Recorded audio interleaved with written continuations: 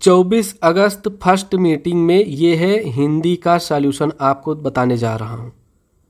आप अपनी बुकलेट उठा लीजिए और मिला लीजिए, इससे ज़्यादा सही और सटीक नहीं मिलेगा आपको। चलिए स्टार्ट करते हैं। 10 मुख में कौन सा समास है? तो इसमें है बहुब्रीहि समास, ऑप्शन डी सही है।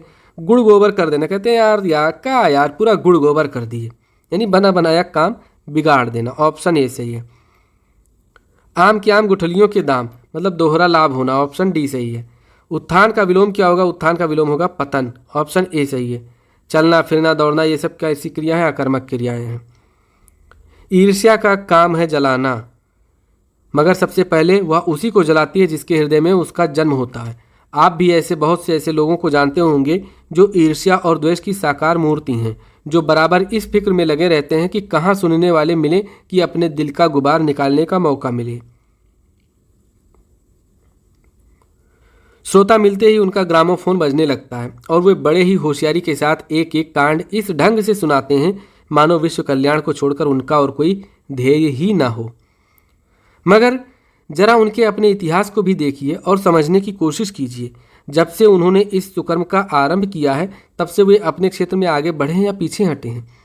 यह भी कि अगर वे निंदा करने में समय और शक्ति का अपव्यय नहीं करते तो आज उनका स्थान कहाँ होता। ये सबसे देखने वाली बात है। सच में ये आपके आसपास जरूर मिलेंगे ऐसे लोग। तो ये तो हो गया। देखो, साहित्य समाज का दर्पण है। अब आजकल तो फिल्में भी समाज का दर्पण बन गई हैं, लेकिन साहित्य तो दर्पण थी, दर्पण है और दर्पण रहेंगे। जो समाज में होता है वो साहित्य में प्रतिबिंबित होता है। अगला प्रश्न, इससे संबंधित प्रश्न देख लीजिए। अपव्यय का खर्च अर्थ क्या होता है?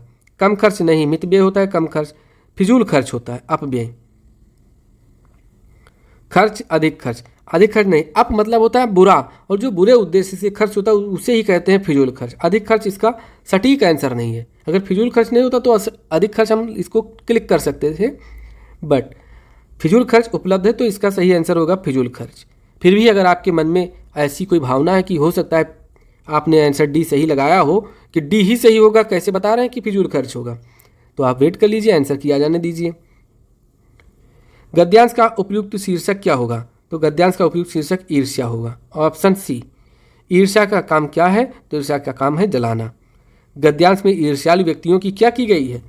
निंदा की गई होगी, प्रशंसा तो की नहीं गई है, ना उपासना की गई है, ना स्तुति की गई है, खिल्ली उड़ाई गई है, मतलब बुराई की गई है। गद्यांश में प्रयुक्त ध्येय का अर्थ क्या है? तो ध्येय का अर्थ होता है लक्ष्य, टारगेट, एम्बिशन। करण कारक किस वाक्य में है? वह कलम से लिखता है, इसी वाक्य में है। वृक्ष से पड़ते गिरते, यहाँ पे अपादान कारक है, अपादान कारक। राम की पुस्तक है संबंधवाचक, संबंध कारक है। राम को फल दो, तो ये कौन सा कारक है? ये है कर्म कारक, नहीं संप्रदान कारक है, इसमें संप्रदान कारक है। ओटना और औटाना का अर्थ क्या है? तो ओटना का अर्थ होता है बिनौले अलग करना, और औटाना का अर्थ होता है खौलाना, तो ऑप्शन डी सही है। निम्नलिखित में से अव्यय क्या है? श्याम दक्षिण भारत आह, आह एक अव्यय है। कौन सा? विस्मय बोधक अव्यय है। आंसू काव्य के रचनाकार कौन है? Jaishankar Prasad, option D. पीताम्बर में कौन सा समास है? पीताम्बर में है बहुव्रीहि समास। पीला है अंबर जिसका, अंबर मतलब वस्त्र, किसका है? भगवान विष्णु का। निम्नलिखित में से इस चिन्ह का मतलब कौन सा है? तो ये प्रश्नवाचक चिन्ह है, ऑप्शन बी। हमने कहा था ना कि जो विराम चिन्ह दिए गए हैं उन सभी चिन्हों को एक बार आप देख लीजिएगा। उत्पत्ति के आधार पर शब्दों के 4 भेद किए गए हैं, इनमें से कौन सा भेद गलत है? विदेशी, तत्सम, यौगिक, तद्भव। तो यौगिक नहीं है, यौगिक नहीं है, ये रचना के आधार पे है। बाकी तद्भव, तत्सम, विदेशी और देशज ये हैं उत्पत्ति के आधार पे। तुमड़ी के शब्द के लिए साहित्य अकादमी पुरस्कार किस रचनाकार को दिया गया था? तो ये बद्री नारायण को दिया गया था, ऑप्शन सी सही है।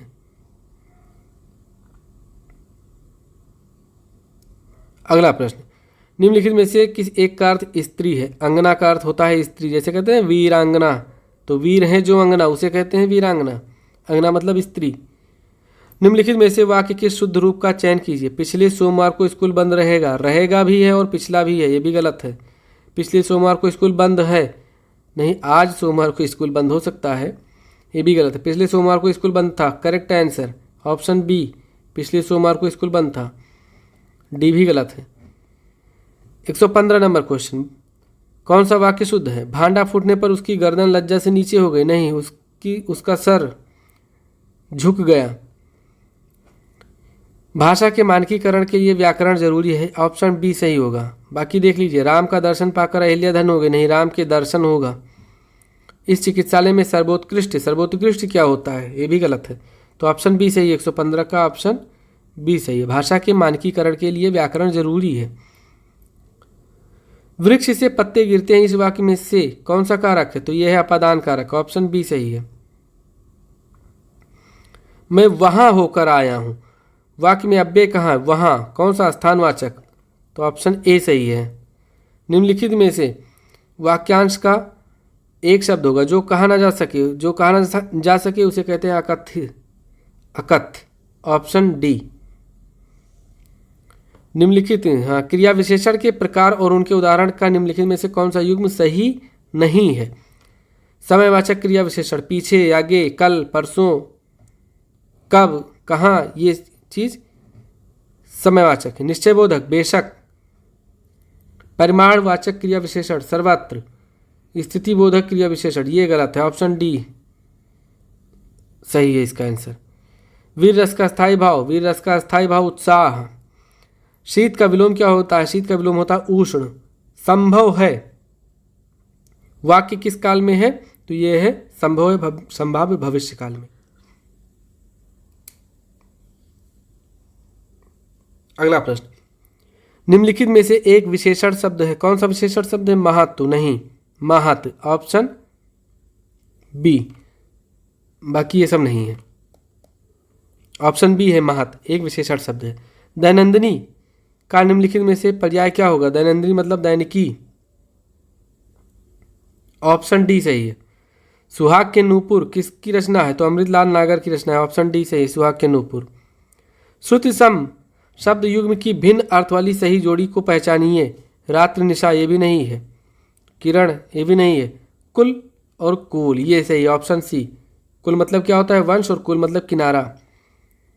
श्रृंगार रस का स्थायी भाव क्या है? तो प्रेम। रति होना चाहिए, रति नहीं है तो प्रेम, दोनों का मतलब ही एक ही चीज होता है, रति। रति किसका नाम है? पर्यायवाची है, तो कामदेव की पत्नी का नाम है रति। श्रृंगार, देखो श्रृंगार ये गलत वर्तनी लिखी हुई है, कैसी लिखनी चाहिए? श्रृंगार, ये वर्तनी इसकी सही है। हो सकता है अगले एग्जाम में यही पूछ लिया जाए। अगला प्रश्न, महान शब्द का स्त्रीलिंग क्या होगा? महान शब्द का होता है महती कृपा होगी आपकी, ऑप्शन सी। 2013 में मिलजुल मन उपन्यास के लिए साहित्य अकादमी पुरस्कार किसको दिया गया था? तो दिया गया था मृदुला गर्ग को, ऑप्शन डी सही है। कौन सा वर्ग महाप्राण का उदाहरण है? तो दूसरा और चौथा वर्ण जो होता है महाप्राण होता है। तो दूसरा और चौथा वर्ण कौन सा है? दा तीसरा वर्ग है, भा चौथा वर्ण है, महाप्राण है। महाप्राण मतलब, प्राण मतलब वायु, महा मतलब ज्यादा, तो जिसको बोलने में ज्यादा वायु का प्रयोग हो उसे कहते हैं महाप्राण। और अगला आखिरी प्रश्न देख लेते हैं आज का। निम्नलिखित में से कौन सा शब्द तत्सम है? आग, नहीं, इसका तत्सम क्या होता है? अग्नि होता है। आंख का अक्ष होता है अग्नि। अग्र, अग्र का होता है आगे, तभी तो अग्रज कहते हैं। आज का होता है क्या? आद्य। तो तत्सम शब्द कौन सा है? अग्र, ऑप्शन सी सही है। तो ये था 24 अगस्त का हिंदी का फर्स्ट मीटिंग का हिंदी था। ठीक है, 24 अगस्त का सेकेंड मीटिंग का हिंदी में देखने जा रहा हूँ। ठीक है, मिलते हैं आपसे अगले वीडियो में।